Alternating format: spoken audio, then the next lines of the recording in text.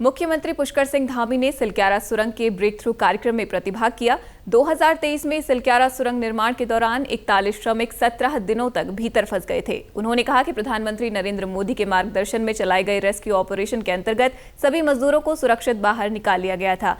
सिलक्यारा सुरंग चारधाम यात्रा की दृष्टि से महत्वपूर्ण परियोजना है। लगभग 853 करोड़ लागत की डबल लेन सुरंग परियोजना की लंबाई 4.531 किलोमीटर है। उन्होंने कहा कि सुरंग निर्माण से गंगोत्री और यमुनोत्री धाम के बीच की दूरी 26 किलोमीटर तक कम हो जाएगी, जिससे यात्रियों को बेहतर सुविधा और समय की बचत होगी।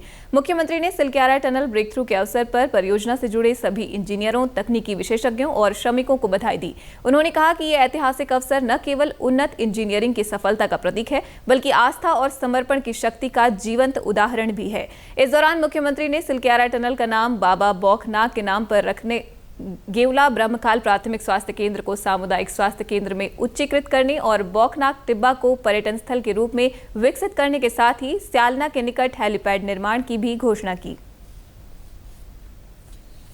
सिलक्यारा टनल का ब्रेक थ्रू हो गया, जो काफी लंबे समय से जिसकी प्रतीक्षा थी, वो प्रतीक्षा पूरी हुई।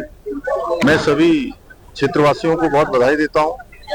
इस टनल में काम करने वाली NHI, TCL और उनके सभी कार्मिकों को, सभी अधिकारियों को, उनको भी बधाई देता हूँ और आदरणीय प्रधानमंत्री श्री नरेंद्र मोदी जी का धन्यवाद करता हूँ कि उनके नेतृत्व में लगातार आज चारधाम ऑल वेदर रोडों के साथ साथ इस यात्रा को और सरल बनाने के लिए और सुगम बनाने के लिए और सुविधाजनक बनाने के लिए और लंबी दूरी को कम समय में तय हो, लंबी दूरी कम हो, उसके लिए अनेक प्रयास आज उत्तराखंड के अंदर किए जा रहे हैं।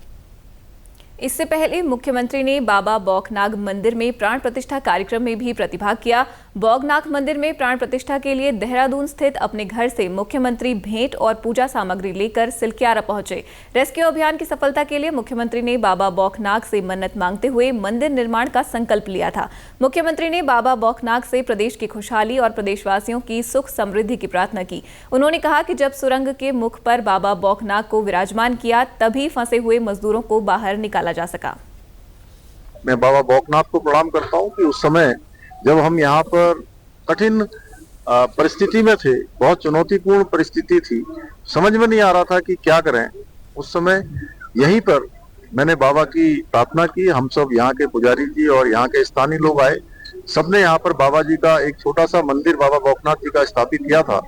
वहां पर प्रार्थना करी और प्रार्थना करने के दूसरे तीसरे दिन ही जो है ये रेस्क्यू अभियान हमको उसमें सफलता प्राप्त हो गई।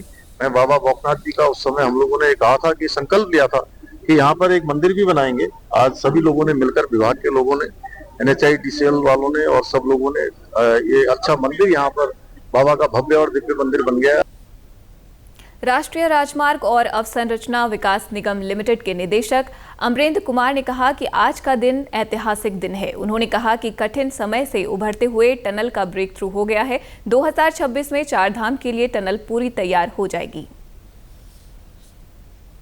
आज सिलक्यारा टनल में एक बहुत ही ऐतिहासिक दिन था।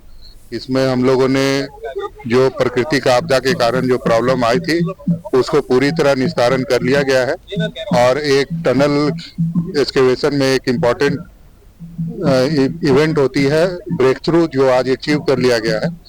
इसके साथ ही हमारा आगे का कार्यक्रम को भी शीघ्र करेंगे और इसे 2000, जैसा MD साहब ने बताया कि 2026 से पहले हम लोग कंप्लीट करने की कोशिश करेंगे।